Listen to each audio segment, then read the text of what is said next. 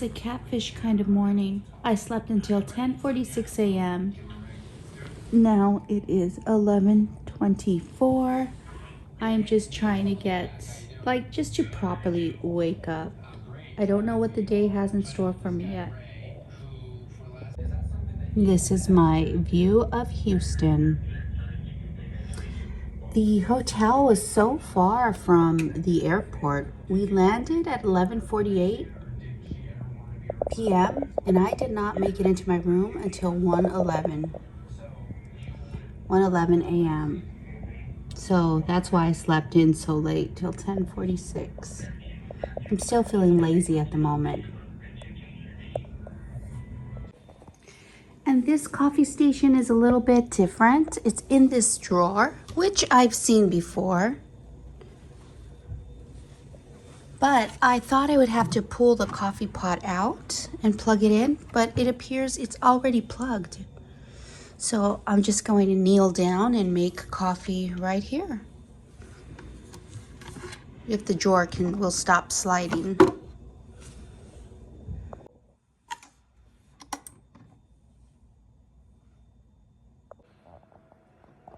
It's a little funny to see the coffee pot right there steaming. It looks like it shouldn't be there, but it's working. No messes.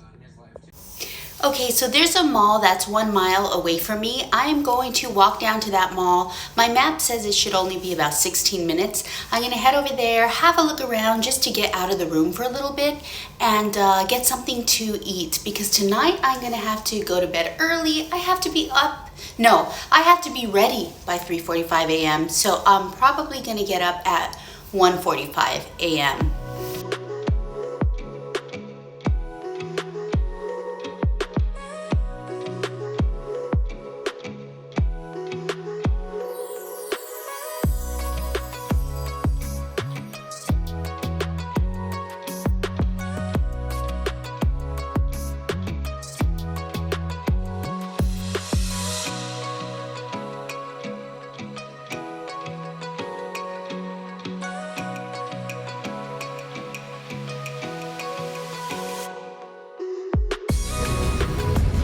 And the mall is closer than I thought. It's just right there, right across the street.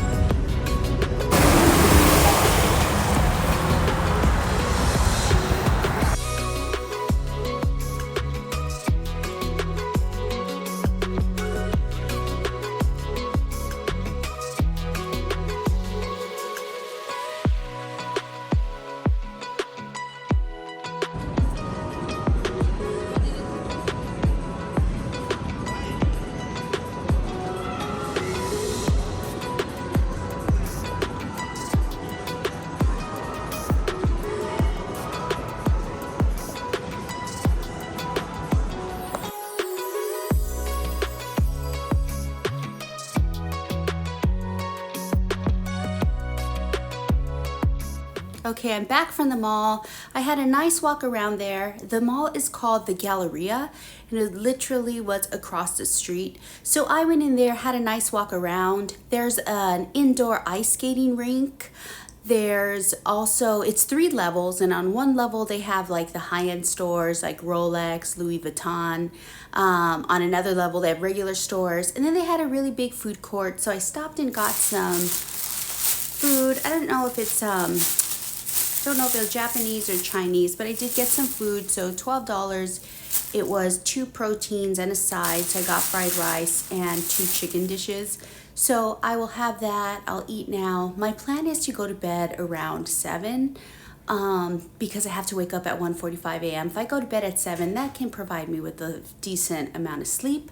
We'll see if it's possible. I'll try drawing the dark shades to close everything down and make it dark, and maybe that will help me get some sleep, but we shall see. It will be a work in progress. I'll keep you posted on how that goes. In the meanwhile, I'm gonna dig into my food before it gets too cold. But for $12, they gave me so much food. This is definitely a 2-meal size of food. You can definitely make 2 meals out of this one serving. So I'm gonna eat before it gets too cold. Do you see what I mean? Look at how much food this is. So I got fried rice. It looks a little bit sloppy, but maybe because I was carrying it from the mall here. And then this is chicken and broccoli on the left, and then on the right, that's called bourbon chicken. So that's what I'm going to eat. So I did wake up at 1:45 a.m. this morning, and I was successful in getting a solid night's sleep. Around 7 o'clock, I climbed in bed with some TV, and I was able to nod off. And I woke up a couple of times during the night, but for the most part, I did get a solid night's sleep, which I'm super grateful about because it's going to be a long day considering I'm up so early. And my day isn't going to finish until around 4 o'clock. Today I have 3 legs that I am flying. I'm just in the process right now. I'm letting my hair tool cool down. I've charged these already. I've charged my work device. I'm just picking up, organizing the room, getting my bag packed to make sure that I do not leave anything behind. Oops, sorry, I was leaning over to throw trash. Just getting my bag packed, my other bag kind of situated. I still have, it's 2:57 a.m.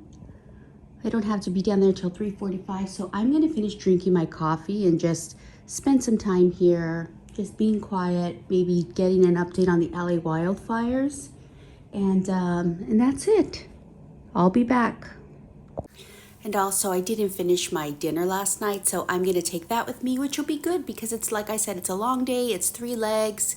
I am flying from Houston to Miami, Miami to Providenciales.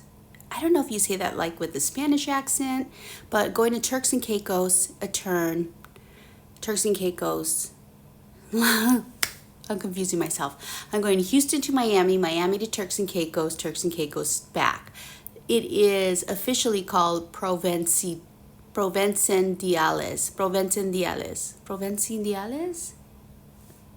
Airport code PLS. I'll put the name right here. It's nearly 3:30 a.m.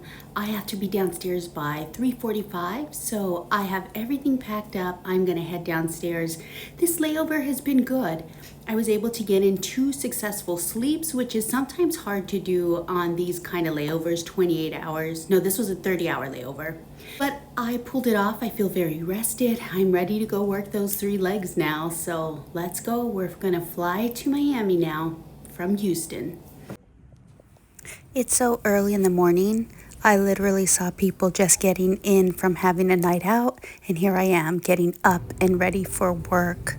Aside from the 3 ladies coming in from going out, the lobby was quite quiet. And something that I was not prepared for or even crossed my mind is one of our flight attendants called out sick. She got sick while on this trip. So we are on our way to the airport with only 3 out of the 4 flight attendants that are needed. I thought this t-shirt was kind of funny. Bull shirt. So a little change of plans. This is what's going on. One of the flight attendants got ill, so she called out. We are in Houston, so this isn't a base for us, so it's not like they have standby flight attendants ready to replace in case something like this happens. So we are just waiting to find out what our fate is. I guess worst case, if they don't have anyone here, they would fly a flight attendant down here to Houston. So then we would have a replacement and then we could fly back because we need minimum crew on this aircraft. The Boeing 737 is 4 flight attendants. We only have 3. So I'll keep you posted. I don't know what's going to happen yet. But I'm at the airport. It is 4:30 a.m. We're supposed to leave at 5:30 a.m. Not sure what's going to happen, but I don't know. It's an adventure. Still waiting to hear what's going to happen. We got a replacement flight attendant number 2. They pulled someone off of another crew that was also having a layover in Houston, and they assigned her to work the leg from Houston to Miami. Then in Miami, since we have people that are there, it's a base, like there's more people to get to cover.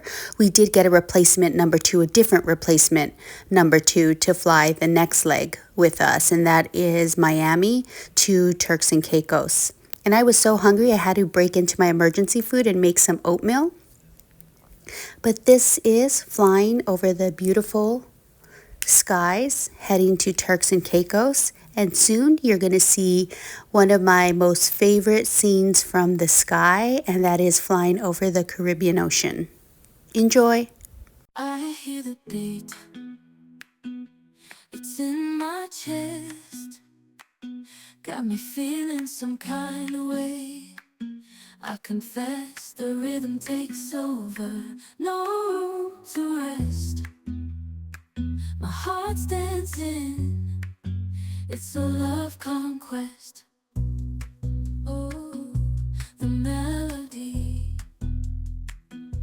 it's smooth and sweet, like honey dripping from a golden bee. It's the soundtrack to my soul's heat, making me move from my head to my feet. My heartbeat, yeah, it's pumping so loud. It's the rhythm of love, baby, that I found when the music plays. I just can't help but sway. Nothing else matters. It's my heart that obeys.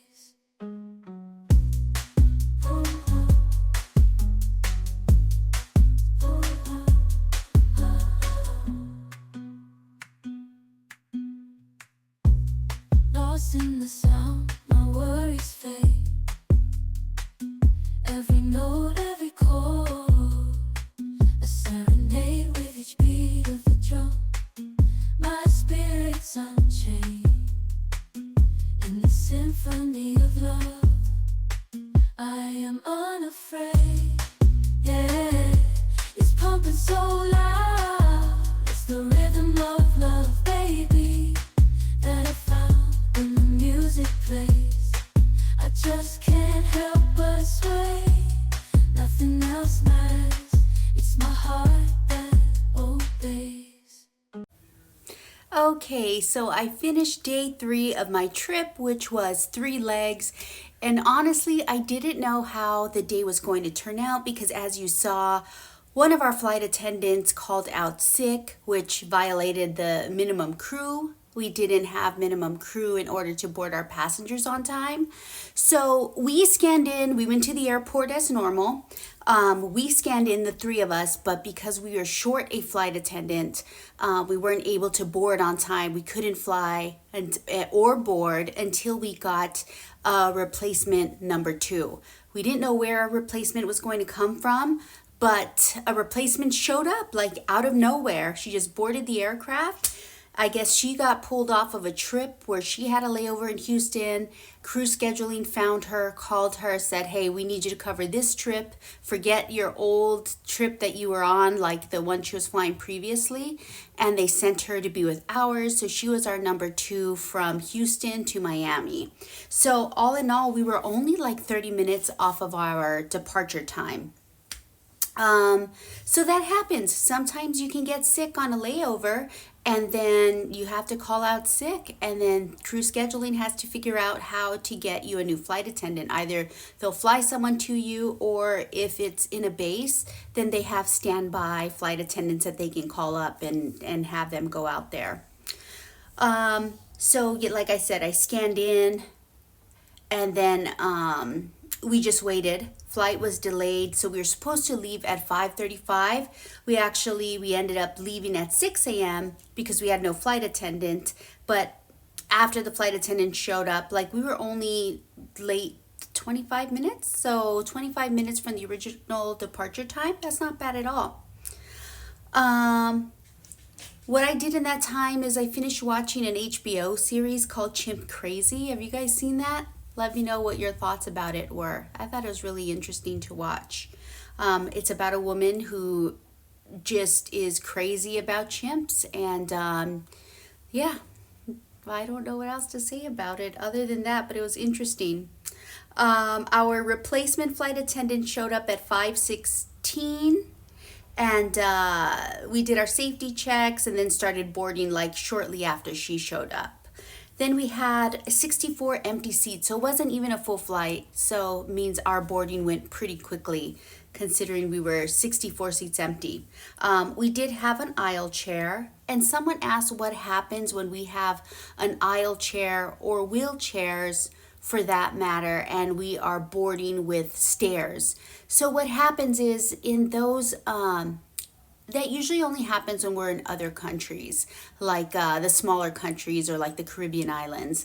What happens in that case is they bring a truck, kind of like a catering truck, where they'll pull the truck up to the door, and then the back end of the truck, like the box, has sort of like a lift, and it lifts it up to become parallel, like flush with the door, and then the wheelchair will get wheeled in. That's how they do our catering carts. So that's how they manage to get wheelchair passengers on and off the airplane if there are only stairs there. So they're still able to do it. Landed in Miami only 8 minutes late, so they made up some time in the air. So all in all, we were only 8 minutes off of our arrival time. We were originally scheduled for 9:07, and we arrived at 9:15. It was raining when we landed in Miami, so coming in, it was a little bit bumpy. And then as soon as I landed in Miami, I got a dense fog advisory. So it was a weather alert, dense fog advisory, and you could definitely tell and you could definitely feel the landing was that way. It was dark, it was gloomy, it was cloudy, it was foggy, all of that. So once in Miami, we landed, I believe, in the E gates, and then we had to go all the way over to the D gates for our other airplane to go from Miami to Providenciales, Turks and Caicos, in Turks and Caicos. So on that flight, we had 84 open seats. It wasn't a full flight either. This was just like a day of flights not being that full, which is kind of rare. Flying over the Caribbean is always beautiful. I think of it like a watercolor canvas, or like they look like little pots of paint, because you have the great deep blue dark ocean, but then in parts of the Caribbean it's like this beautiful like turquoise waters and white sands, and it is just so gorgeous, as you can see from some of the shots I got from the airplane looking down.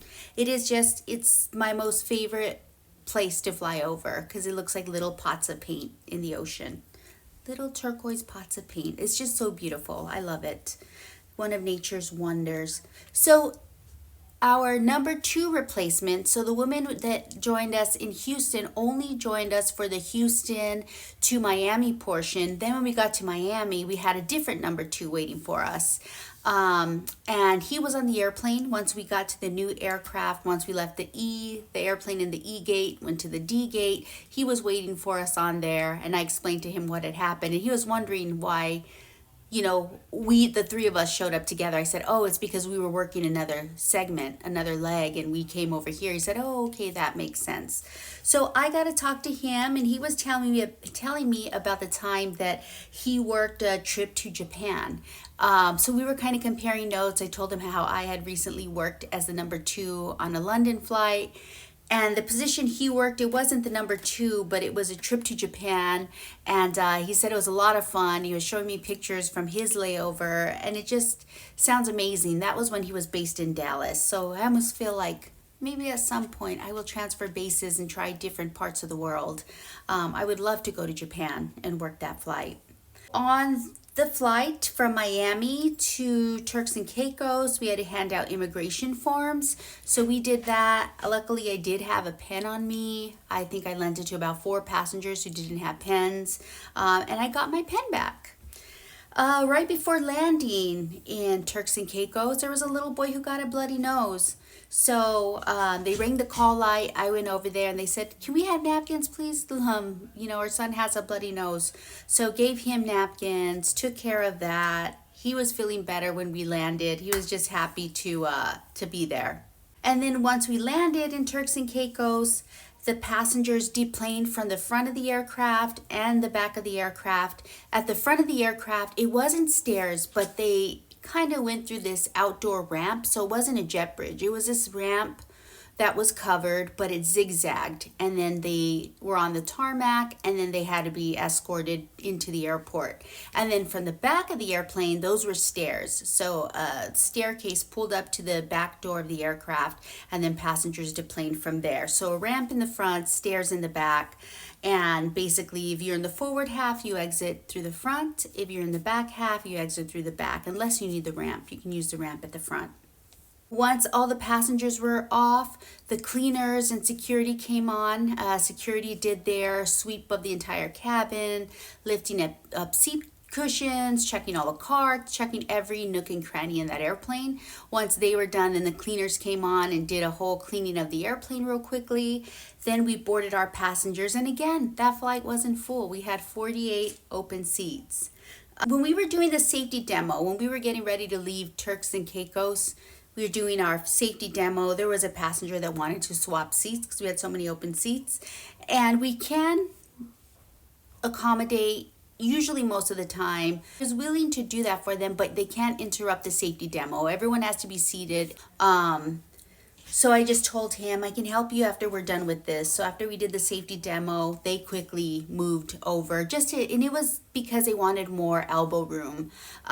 They were 3 passengers in that row. So 2 of them, the husband and wife, moved, and they were in a row where they were able to have a seat in between them. They had much more like arm room. So understandable. But that's it. That was my 3-day trip. The hardest day was the last day, day 3, because we had 3 legs.